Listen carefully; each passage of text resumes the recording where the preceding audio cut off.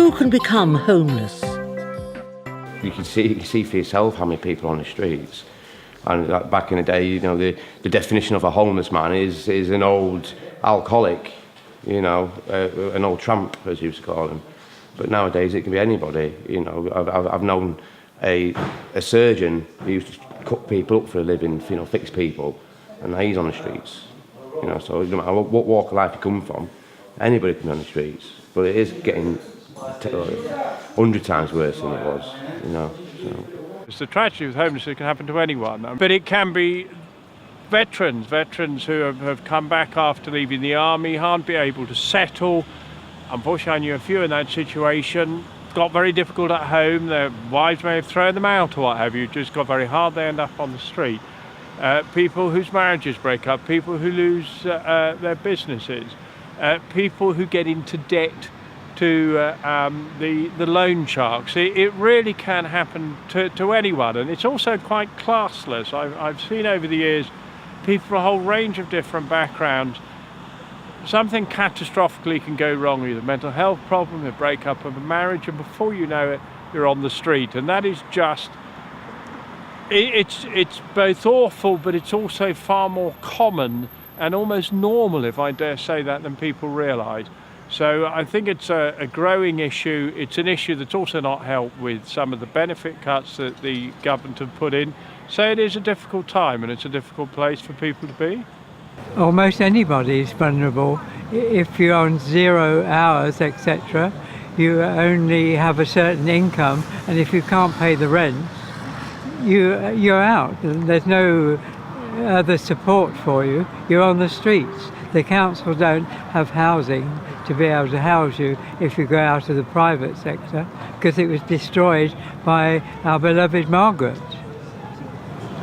There are so many reasons, but very often it's mental problems, and there's no, as we know, there are no support sufficient to cater for all the people that have mental problems.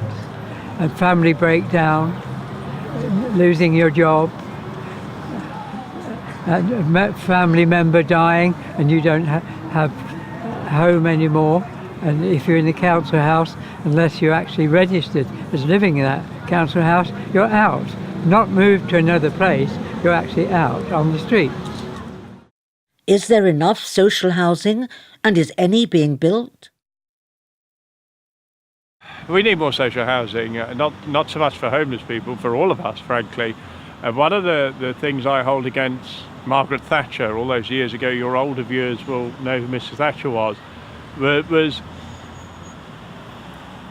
I don't think she was so wrong in selling the council houses, because I as a Liberal, I support the idea of aspiration. What I think was wicked of the Conservative government and Mrs. Thatcher at the time, 30, 40 years ago, she wouldn't allow councils to take that money to build more council houses. And we're reaping the whirlwind now, and it's just appalling. I mean, in Eastbourne there's a waiting list of over 1,000 people. Across the southeast it's huge.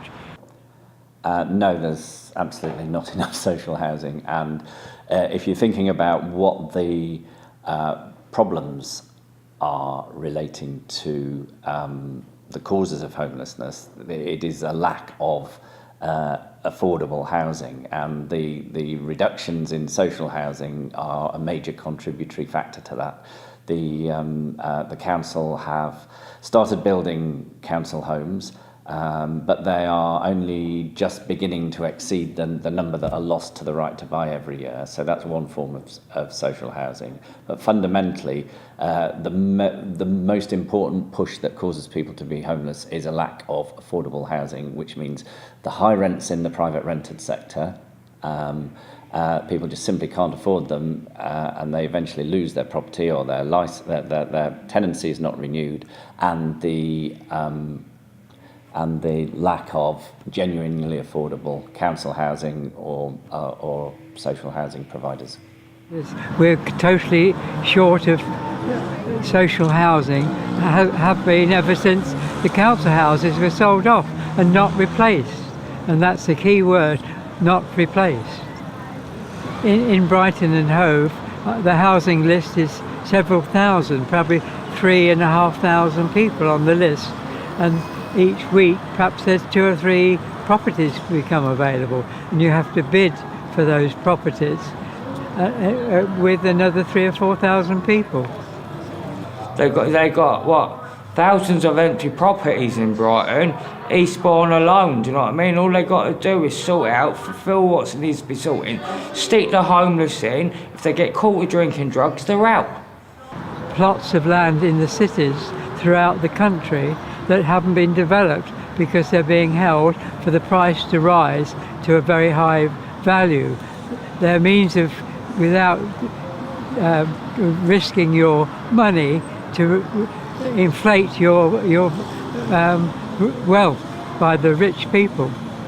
Yeah, in short, the council can do this. The council has to obviously borrow money to do it, but the council can borrow on the from the general fund. I don't want to go into boring details, but and to some extent can use capital receipts to buy buildings for use as emergency and temporary housing. So it is a possibility, and it's something that, as a councillor on the housing committee and on the council, I have been proposing motions that the council do more of. The council is moving in that direction. They're starting to provide their own temporary accommodation. We're just wanting them to do more and more quickly, because part of the problem of homelessness is the simple, the availability of accommodation. There isn't enough supported accommodation that the council provides, so that people are staying on the streets for about an average of 3 months. Even the people that the council is obligated and sort of committed to house,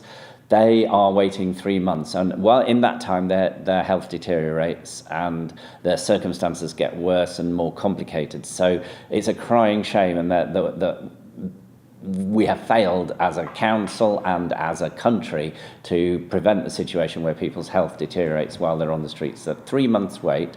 So we need more accommodation, more supported accommodation, and the council can buy buildings, but it has to borrow, and it has to get the money back on the loan through the rental income of the people living in the properties. We've got a very proactive council that has actually been borrowing money to build council houses. We don't have an awful lot of space, because your viewers will see there's the sea over there, but we've actually built more council houses and social housing per capita than pretty much any other town in the southeast, and they've had to be creative to borrow money. If you go down to Terminus Road down there's a block of shops that have fallen into disrepair. Eastbourne has borrowed the money to buy those block of shops, and they're going to be putting residential properties there. So it is possible, but it's difficult. And what I believe needs to happen is, I think central government needs to make it much, much easier for councils to borrow money on a huge scale. And now's a good time to do it, because interest rates are so low.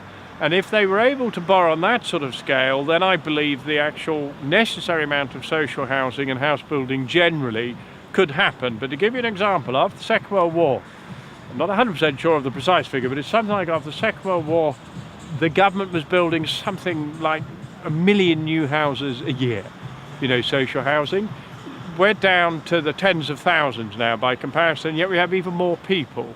So there's a chronic need for it, and I and my party really would support more and more social housing.